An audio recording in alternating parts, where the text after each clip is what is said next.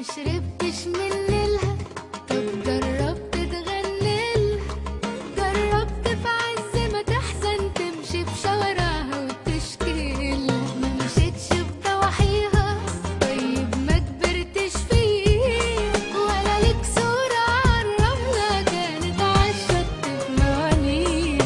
دور جواك تلقاها، هي الصحبة وهي الأهل، عشرة بلدي بتبقى نسيانها عالبال مش سهل، يمكن ناسي لإنك فيها مش وحشة.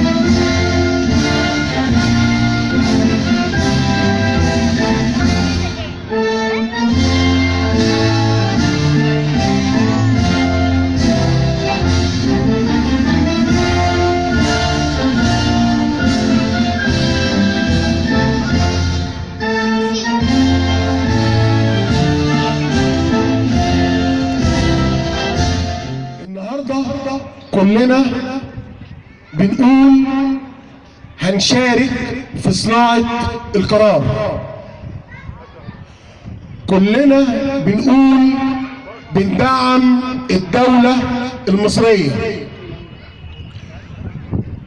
أحزاب، مجتمع مدني، بكل الطوائف الشعب المصري، كلنا إيد واحدة. النهارده بنلتقي لنقول عشان نبدأ نعرف يعني ايه دستور، يعني ايه مشاركة، يعني ايه نبدأ في صناعة دولة. بنبدأ مع بعض. يشرفنا النهارده الكاتبة الصحفية والزميلة العزيزة رئيس تحرير جريدة حواء الأستاذة سمر دسوقي. مجلة حواء هي أكثر توزيعا حاليا في عهد، يعني حتة كده صغيرة، هي الأكثر توزيعا في المجلات المصرية بعد تولي المنصب الأستاذ سمر. يعني أنا في المهنة وبفتخر بيها، وكلنا بنفتخر بيكم بمجهودك. كل التحية لحضرتك يا أستاذ سمر.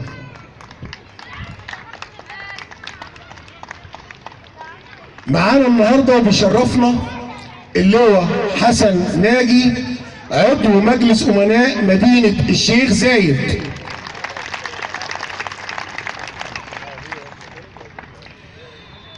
معانا وبيشرفنا رجل الأعمال والنائب السابق عن مصر القديمة المهندس خالد القط.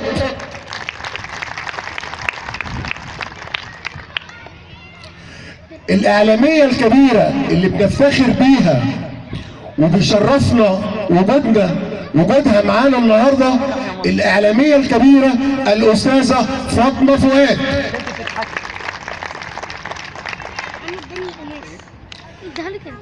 كل الشكر والتقدير والاحترام للأستاذة دينا الجندي، منسق الحملة دستورنا مستقبلنا.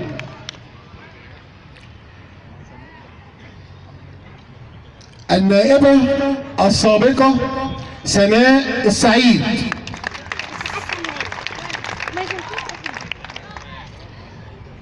معاه الإعلامي الأستاذ أسامة قاسم. طبعا أنا ما قلتش في البداية أحد الأسماء اللي هي دايما داعمة في مدينة الشيخ زايد، الأب الروحي لناس كتير جدا في المدينة، هو الكابتن فكري الهواري رئيس نادي الشيخ زايد. كل سنة وانتم طيبين. النهارده يوم جميل ومناسبة جميلة اللي احنا بندعم دستورنا، سواء انت هتقول نعم او لا، علشان مستقبل بلدنا. احنا في فترة حرجة جدا، وانا طبعا برحب بكل الضيوف الموجودين، الكوكبه الكبيره اللي انا مهما قلت اسماء يعني شخصيات عظيمه شرفونا، وان اعضاء الجمعيه العموميه اللي بيشرفونا والشباب، واللي مصطفى عصام رحبت. يعني انا سعيد جدا ان شفت حضرتك النهارده، الحاج سيد رشدي انت نورتنا، كل الناس مشرفينا، وكل سنه وانتم طيبين. واحنا انا بس بنادي ان احنا كشباب وكدوله احنا مع مصر ام الدنيا، احنا مع مصر في كل شيء.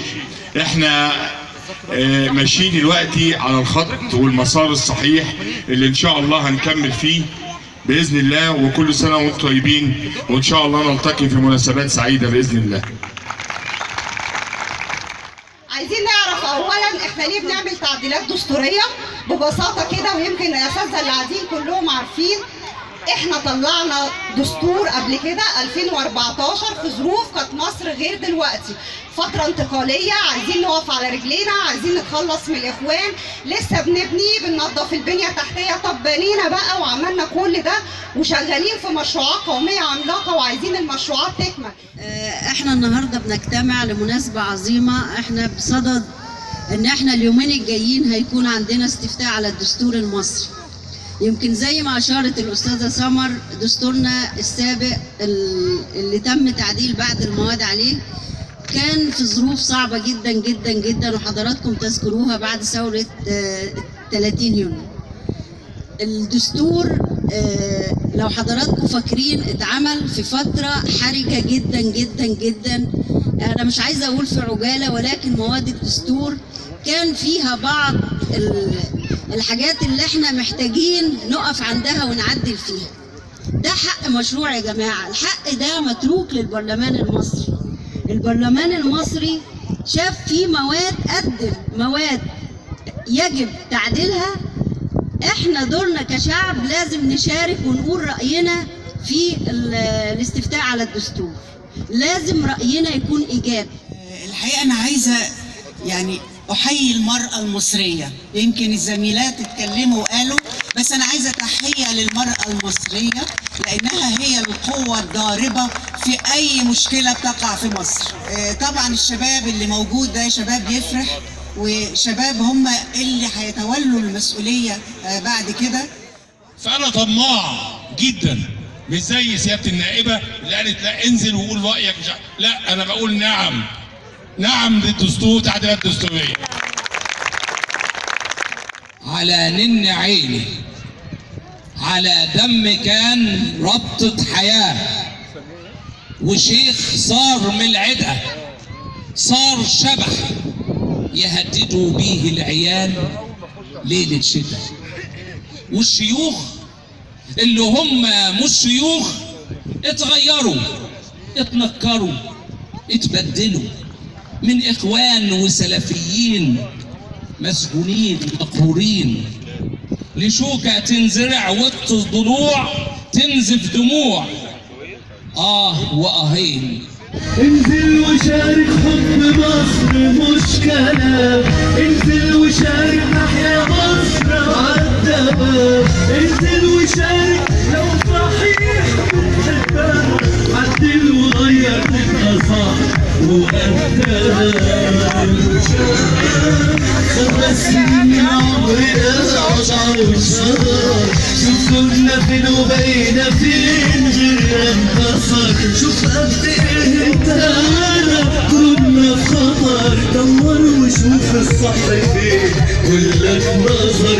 انزل وشارك 5 سنين من عمرنا ما ضاعوش هدر، شوف كنا فين وبقينا فين.